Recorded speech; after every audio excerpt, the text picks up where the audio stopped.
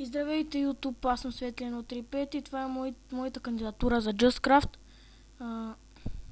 Направих на един замък, 6 часа го строих, много дълго беше, много направих и ето го и него.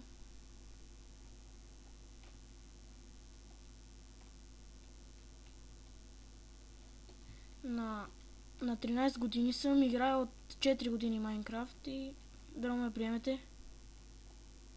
Ето какво представлява замъка.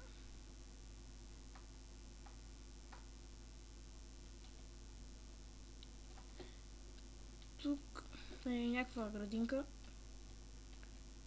Виждате. И не знам дали ще ви разведа из целия замък, но ще се опитам.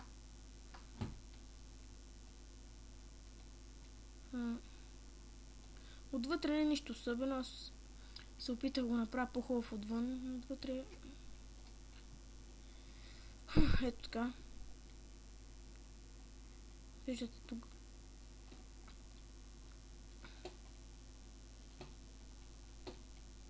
Тук има портал за недъра.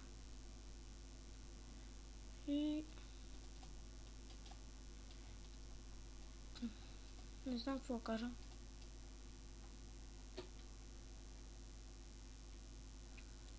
Както видях, че кандидатурите са отворени, в 1 час почнах да строя и сега стана готов.